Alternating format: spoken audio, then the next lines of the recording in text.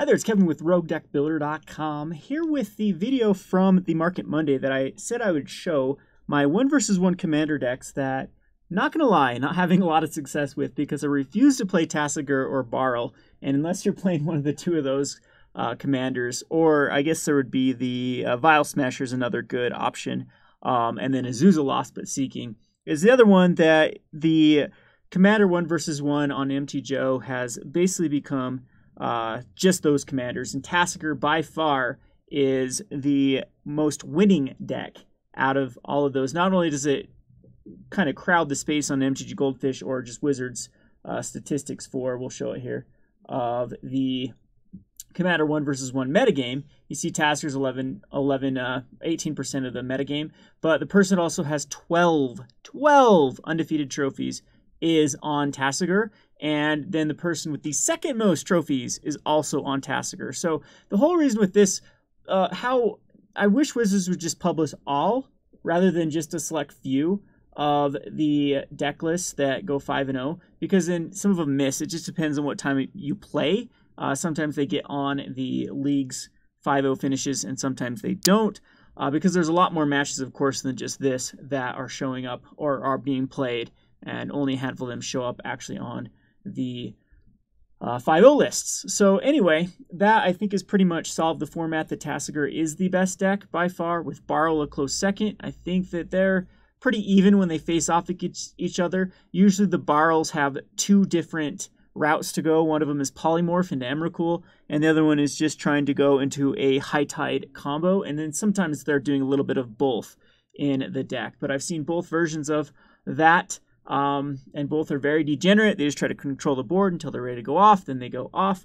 It's funny though, my Teysa deck, they went off against when I was playing Teysa and didn't realize that Teysa is just a natural answer for Emrakul, and so I laughed at that, but I think I still end up losing that match, even though I handled the Emrakul and exiled it, but they still were able just to control the board and upheaval and whatnot. So anyway, my biggest beef about the format is the 30 life really opened it up to both combo and ramp. Especially, well, control, ramp, and combo are really, really hard to shut down, because the natural, the way that you used to be able to push through those type of decks was an archetype called aggro, or sometimes called value midrange could beat the control. But there is absolutely zero way possible to do that with basically the starting hand is 8 cards if you're counting your commander in the command zone, and your life total at 30 rather than 20. So I mean, what does combo and control not want but more life and more cards? And so it's extremely, extremely hard for any of the decks that are in the colors of white or red or to point black to really compete with the green and the blue decks. So Tasigur, of course, is utilizing best of all the worlds with the black, with cards like Thoughtseize to disrupt the hand, the Abrupt Decay to be an uncountable kind of destroy effect. Maelstrom Pulse is really good in that slot. But really, Tasigur tries to get the Strip Mine lock with Life from the Loam and Strip Mine, and that, of course, has to go before any of the mid-range decks can compete at all. Especially mid-range decks that have traditionally done well in different 1 versus 1 commander formats, like the Brea decks. If they get locked out with the Strip Mine, it's impossible for them to compete. And Tasigur is just the best way to get the job done, because the commander ends up with the Delve usually only costing 1 mana no matter how many times you kill Tasigur. It's very easy for them to fill back up their graveyard. So Thrasios is also a control deck that tries to get this is actually going to be Thrasios just for the colors. They hardly ever cast it. They just get the Vial Smasher out and then just control the board. And they can use cards like the Delve spells like Dig Through Time and Treasure Cruise, and even Temporal Trespass, I think is what it's called, to dish off a ton of damage when they cast it. So it's 11 damage, for example, for taking an extra turn, and usually they just win like that. And again, Delve is really the problem with the Vial Smasher type decks. So basically all these decks are running cards like Intuition and Treasure Cruise and Dig Through Time and Strip Mine, and we're starting to see the culprits to what's really creating an unhealthy format. When you go away from the blue decks, we have green, and all of the green decks are very, very similar no matter what they're doing. If it's Nissa, if it's the Gitrog Monster or Azusa, these are all usually land destruction decks that then can ramp. Gitrog might be something that was just an early on land destruction type deck. I think that, but Nissa and Azusa, for these two, they have the option of going into the Strip Mine lock with the Crucible of Worlds and the Life from the Loam, and then there are other ways they can just abuse the fast mana, like Ancient Tombs, like the Chrome Moxes, like the Mox Diamonds, and get off like a turn 1 or turn 2 Azusa, and then follow it up with cards with very efficient tutors that green has, like the Green Sun Zenith or the Court of Calling to some extent. I don't know if all of them do run that, but really Green Sun Zenith and Sylvan Library to really draw cards, Worldly Tutor, to then find a huge threat like Avenger of Zendikar or Primeval Titan just to win the game very, very quickly. My last 2 matchups with Azusa, against Azusa, I died to a turn 3 Avenger of Zendikar. Well, it's actually turn 4 when I lost, but it was a turn 3 Avenger of Zendikar and then swing in for like 60 damage on turn 4 when they put literally that many lands into play on turn 2 with a turn 1 Azusa. So, anywho, that's kind of the metagame right now. It's become very inbred with that, just those 2 strategies. Every now and again, you'll see another deck, but if you just run down these lists right now, all the ones that have, so Crom, this is probably a Vial Smasher deck. Thrasios is a Vial Smasher deck. Asusa, the Get Rug monsters these are land destruction / ramp. Barl, Titania is just another land destruction ramp. Tassiger is a control, and I don't know what this particular deck is. It might have just slipped through. Looks like another. Oh yeah, you do every once in a while see these kind of these one-sided aggro strategies, but they are.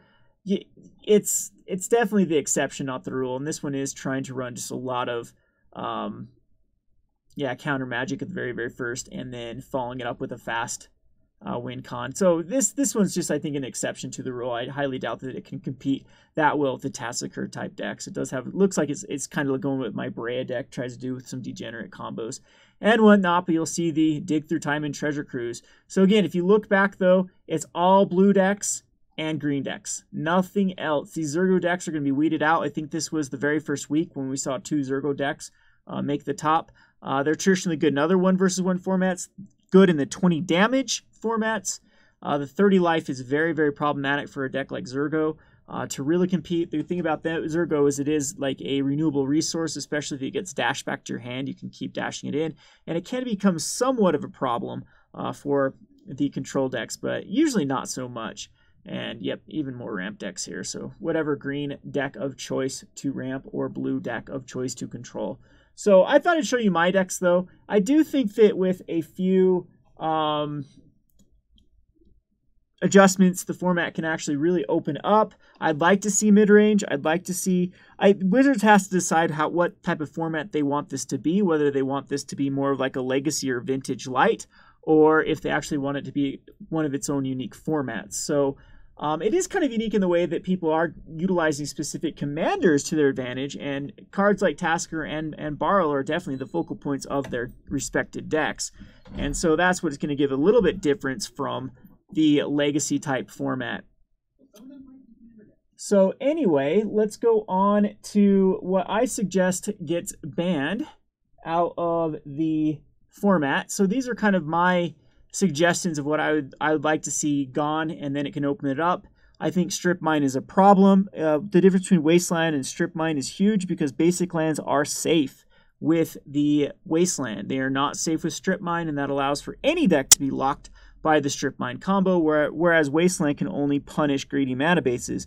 And I'm all for punishing greedy mana bases through Price of Progress, Blood Moon, Wasteland. I think that is fair game because people have the options to play basic lands. No one is forcing you to play non-basic lands. I think that's one of the, if you are going to be playing decks like Atraxa or Brea, that's going to be one of the problems, is you will have an unstable mana base. And if you have, the problem is that Magic has been around for so long, and we have fetch lands and even shocks and the original duels, that it's so easy to cast a Brea on time. You rarely ever have any mana problems when on turn 2 you can get all the colors that you really need. So anyway, Strip Mine, I think it will make the monocolor decks like the mono white aggro and mono red aggro at least have a little bit of a advantage over some of these 3 and 4 color decks. Especially the Vial Smasher aggro is just so much better because it has access to a variety of colors rather than just sticking to a few colors. So Strip Mine should be banned. Commanders, I think that it's safe to say that Tasigur and Barl are problems. Barl is just too efficient when you get it out on turn 2, and then all your instants and sorceries, A, begin to cast for less, and B, you get to really fill up your graveyard for cards like Treasure Cruise and Dig Through Time.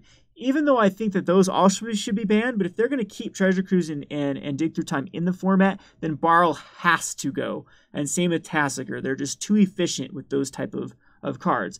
The next category is the blue draw spells. I think the Intuition is a problem. How come Gifts Ungiven is legal, but Intuition is not legal? They're very similar because what they're trying to do is get a certain combo. With what Tasigur tries to do with Intuition is they go and grab Strip Mine and Wasteland and Life from the Loam. So no matter what, they're going to put a land destruction in your hand or Life from the Loam to get them back, and then eventually they can just dredge the Life from the Loam. With things like Barl, they can go get like 3 polymorph effects. They can go get a bunch of take extra turn effects.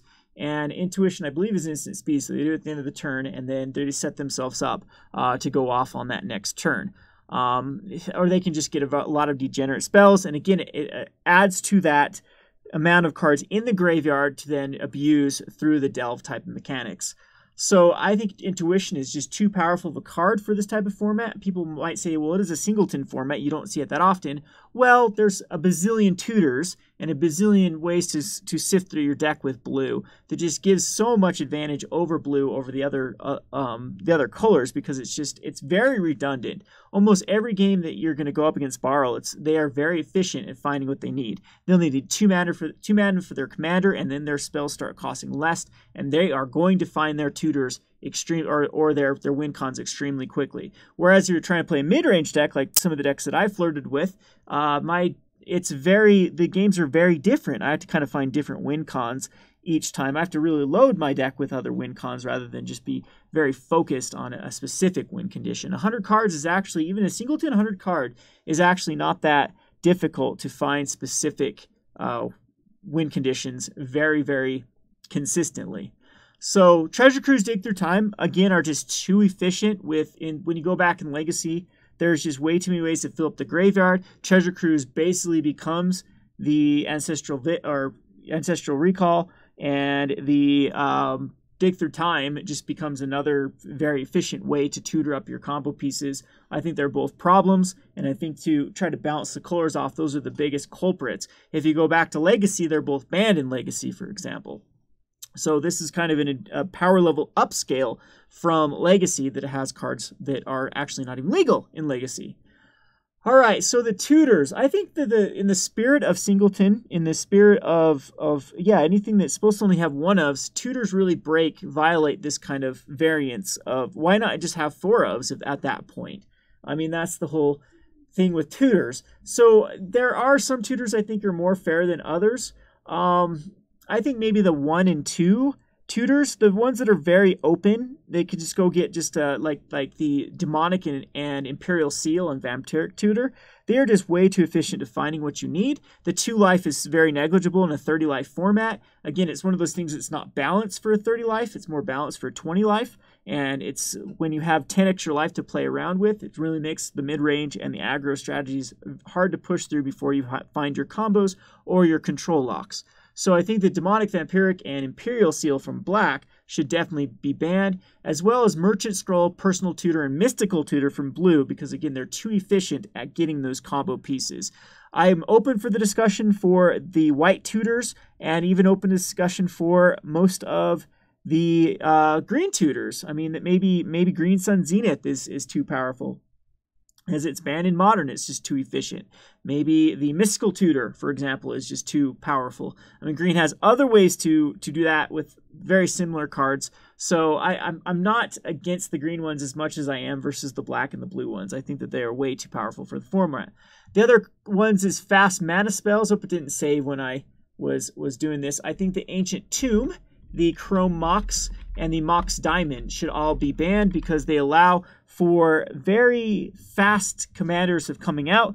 Again, these were balanced with and I say balance in quotation marks because those also end up getting banned in Modern. The Chrome Mox is banned.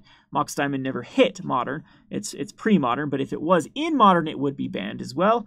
But they are balanced on a 7-card hand rather than an 8-card hand. I keep saying that because your commander is basically in your hand at the start. And so with cards like Azusa, even cards like Borrow, you can actually get a lockout very, very quickly with a first turn Chrome Mox or a Mox Diamond. I don't think I've ever won a game versus one of these really these type of decks that actually do get a first turn Mox Diamond or Chrome Mox out. So same thing with Ancient Tomb. Ancient Tomb, I love it. I play it in almost all my decks because the 2 life per turn does nothing in a 30 life when you're just trying to ramp out something degenerate. So those would be the 3. Grim Monolith, I think they should watch, and some other the Monolith type cards like Basalt Monolith, all the ones that actually ramp out very efficiently. Maybe they should take a look at them to see if they're actually good for the format, because I'm thinking if you start banning a lot of the blue control spells, then we're going to start seeing like the Maelstrom Wanderer type decks, the kind of like Animar type things that can just go off very quickly if you give them enough mana. And so that might be the next way to look at. Again, I haven't looked too closely into a lot of the green decks. That people have talked about Primeval Titan should probably go, but I think it's more of a fair card. I'm not sure. We'll have to wait and see if some of those type of decks. I do think that Sylvan Library should be open for discussion just for the same thing that it follows with Ancient Tomb, that it's just the 4 life per card is nothing. So a first or second turn Sylvan Library can really put you very far ahead with drawing cards at just the cost of life. And if you look at most green decks, I mean, it's an auto include almost every green deck. It might just be a little bit too powerful for what we want in this format. And then we really need to start looking at a lot of the busted spells. I think the Windfall and Time Spiral and especially Upheaval need to be looked at. Upheaval should be a ban because it's land destruction. It's just a one-sided basically win the game. You cast Upheaval, float with mana, cast all of your cards. Your opponent has their entire board state back to their hand, and then they only get to play 1 land next turn, and usually they're so far behind that they can't come back from it.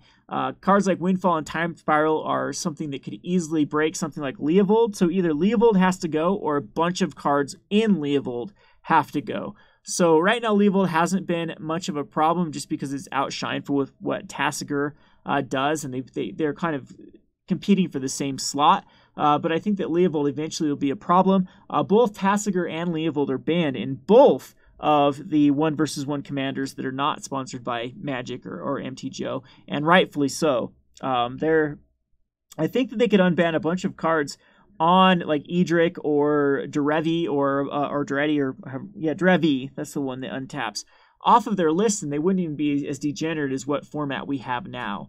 So there's kind of my suggestions that I think should go in stage 1. These are cards that were overlooked and missed in their initial ban list. So I'm just going to show you kind of what I've been running at the moment. This is just my response to Tasigur, and I'm still not even having a good... I should probably put Mox Diamond and Chrome Mox and even some more degenerate cards. I've just spent way too much money already on this stupid format. But this is my Mina and Den Wildborn, and why I like it over Azusa is the addition of red, getting cards like Boil and Boil and Boiling Seas, as well as like Stone Rain and Pillage and Gamble. Like, these are pretty powerful cards. And then my win cons end up being just the Chandras, because all of the Chandras are actually pretty powerful in this deck as they get you that card advantage. And then after that, it's basically just Azusa. I mean, that I'm just splashing slightly for red for those type of cards. But the whole idea of this deck is just to strip mine lock them with the Life from the Loan or Crucible of Worlds, and then play a bunch of additional lands. Well, you can play an additional land with Mina and Den Wildborn, and then I still do have Oracle Moldiah and Azusa in this particular deck. So I'm not sure if it's worth running the red, but that's what I've just been running, and it has been fun to cast a Boil off of a card like Bezeju, and then just watch my Borrow opponent squirm, and then still end up losing the game. No, I did that one time. I wiped all their cards, and they came back from it. It was some what they do.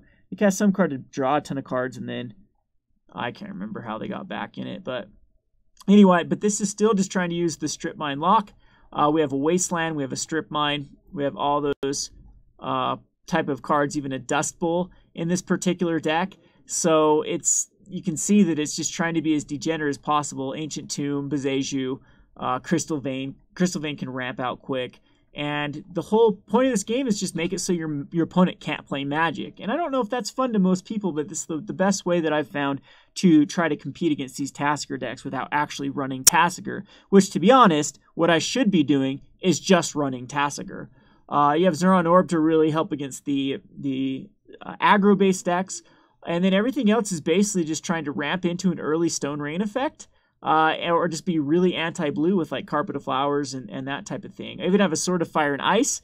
I do have a Jitte just to combat aggro. And then everything else is just tutoring for what I need. So we've now like Grapple the Past and ramping, drawing cards, tutoring for land, destroying land, getting something back, getting a land, getting 2 lands back. So the Tilling Tree Folk's really good to get a Wasteland and a Strip Mine back, and then rinse and repeat. You know, even Beast Withins are not even a problem when you first turn destroy a land and they attack you for 3. Big deal when you're at 30 life.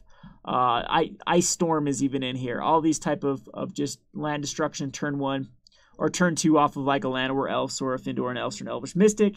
And then the win cons are usually going to be either the Primeval Titan or the Titania Protector of Argoth. So that's just kind of this list with the Mina and Den. I may put it in the description below. We'll wait and see. But there's just a lot of like this deck would not be that great if they got rid of Strip Mine and let mid-range and aggro actually compete. Those are some of my worst matchups. Is like if they actually do get a threat out or do get some sort of board state or ramp, then I feel far behind because then my lock really can't do much. Whereas against control, though, you take out those early lands. A lot of times they just can't come back. So that's one of the decks I've been playing, is the Mina and Den Wildborn. The best I've done with this deck is 4-1. The best I've done with any of these decks is 4-1. The other deck that I really want to see play, because it's more of my style, is Teysa.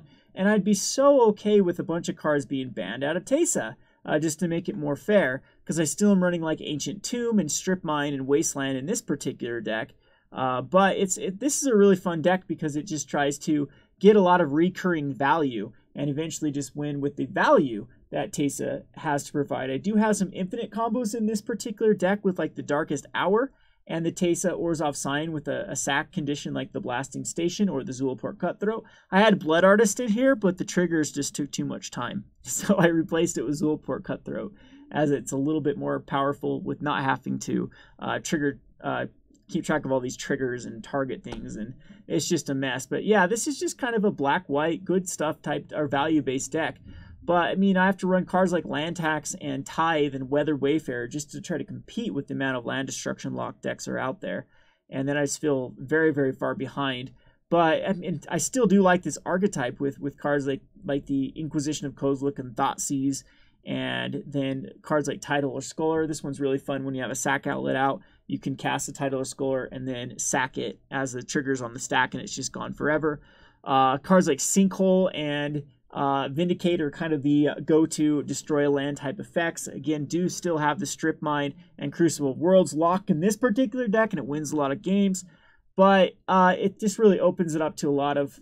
this is a really fun deck because it's always trying to figure out what's the best strategy against the particular deck.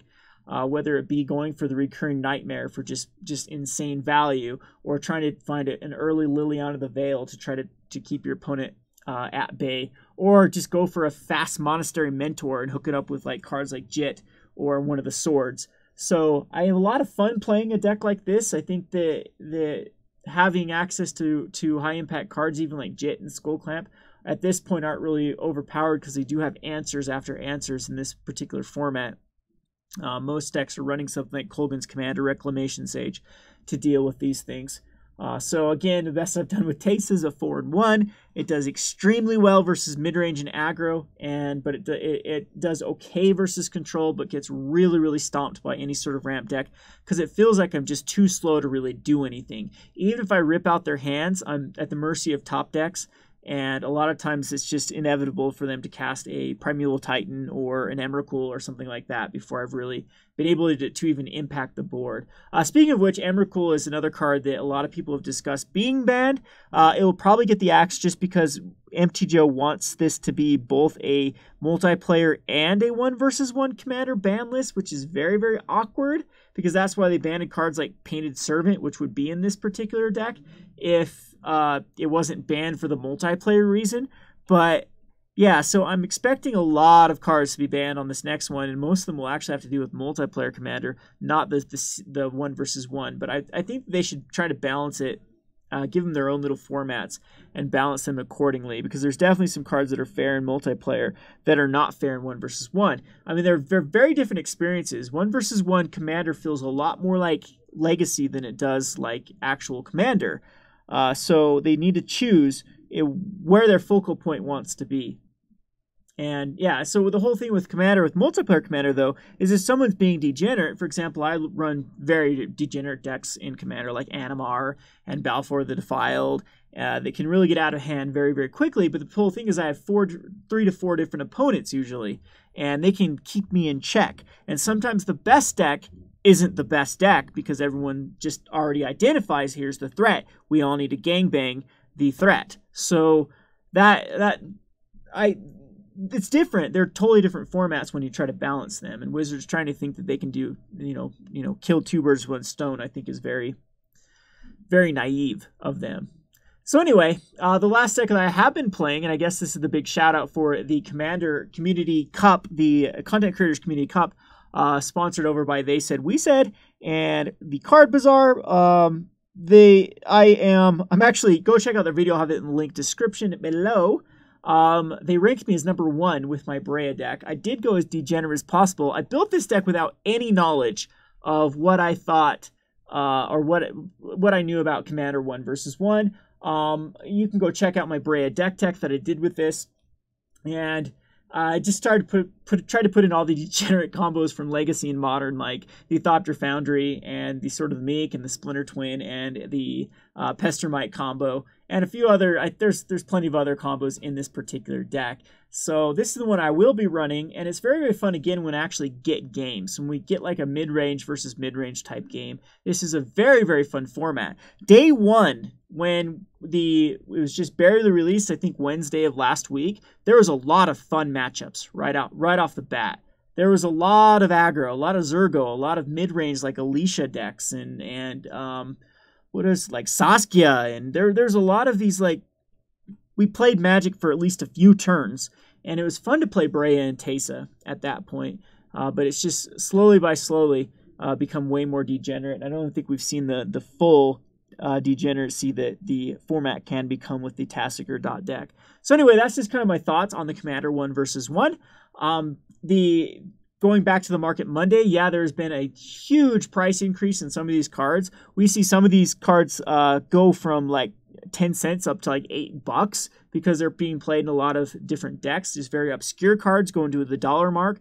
And so it might be a good time to go check your cards on MTGO if you don't play older formats. You used to play, like me, I actually played during Odyssey back on MTGO. That's how long I've been playing MTGO.